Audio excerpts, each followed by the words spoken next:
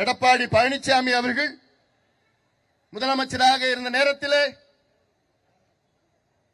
அரசு பள்ளிக்கூடத்தில் படித்த பிள்ளைகளுக்கு 7.5 விழுக்காடு இடஒதுக்கீட்டை பெற்றுக் கொண்டார் எடப்பாடி பழனிசாமி அவர்கள். இதுதான் சமூக நீதி, இதான் சமூக நீதி.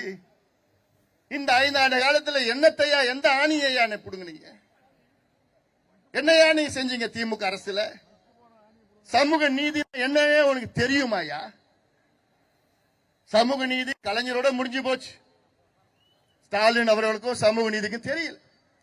இங்க இருக்கிறாங்க பூர்வகுடி மக்கள் மீனவர்கள், காலங்காலமா மதராஸ் பட்டணம் அதுக்கு முன்புல இருந்து இங்க இருந்து வாழ்ந்துட்டு இருக்கிறாங்க. அவங்க நிலை என்ன? அதே 400 ஆண்டுகளுக்கு முன்பு எப்படி இருந்தாலும் இன்னைக்கு அதே தான் இருக்கிறாங்க.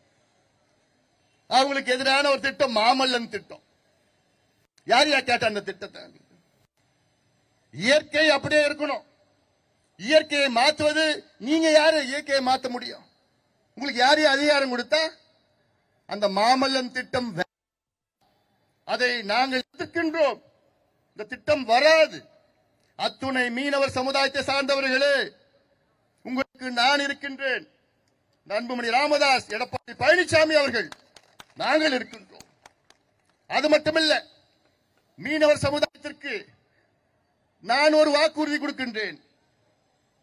நம்முடைய முதலமைச்சர் எடப்பாடி பழனிசாமி அவர்கள் உறுதியாக வருவார். வந்தவுடன் மீனவர் சமுதாயத்திற்கு எம்பிசியில் உள்ஒதுக்கீடு வழங்க, தனி ஒதுக்கீடு உள்ஒதுக்கீடு வழங்க இந்த அன்புமணி ராமதாஸ் உறுதி அளிக்கின்றேன். இது ஏதோ இந்த பகுதி இந்த தொகுதிக்காக நான் சொல்லல.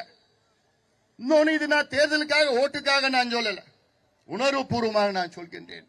இதைத்தான் நான் கடந்த காலங்களில் நான் சொல்லி வருகின்றேன். ஆக இதையெல்லாம் நீங்கள் சிந்தித்து பாருங்கள், சிந்திக்க வேண்டும். அதனால்தான் ஒரு மாற்றம் வர வேண்டும், தமிழ்நாட்டில் மாற்றம் வர வேண்டும். இந்த மாற்றம் யாரால முதல் வரப்போகுது? இந்த தொகுதி மக்கள், நீங்கள், உங்களால் வரப்போகிறது. நம்ம மறுபடியும் சொல்றேன், திமுக கூட்டணியில் நிக்க வைக்கிறவர் யாரு? ஒரு கட்ட பஞ்சாயத்து. உங்க நிலத்துல அபகரிப்பு, அவ்வளவுதான், முடிஞ்சு போச்சு. அந்த கும்பல் அப்படி இருக்கிறாங்க. அவருக்கு போய் ஒரு வாய்ப்பு கொடுத்திருக்கிறார் பார். ஏன் வர நல்ல ஆளே கிடையாது உங்களுக்கு? அதனால இதையெல்லாம் நீங்கள் சிந்தியுங்கள். சிந்தித்து தெளிவாக, குறிப்பாக பெண்கள், மீனவர்கள், விவசாயிகள், மாணவர்கள், பெற்றோர்கள், வியாபாரிகள், எல்லாத்துக்கும் மேல அரசு ஊழியர்கள், அரசு ஊழியர்களுக்கு வச்சாரு பாரு நாமம். 5 ஆண்டு காலம் நாம வச்சாரு பாரு. நான் அதை செய்யறேன், இதை செய்யறேன். 505 வாக்குறுதிகளை கடந்த தேர்தலில் வைத்து அதில் வெறும் 66 வாக்குறுதிகள் தான் திமுக நிறைவேற்றி இருக்கிறது. எவ்வளவு? 505 வாக்குறுதி, வெறும் 66. அதனால்தான் நாங்க சொல்லியிருக்கிறோம், உறுதியாக ஒரு மாற்றம் வர வேண்டும்.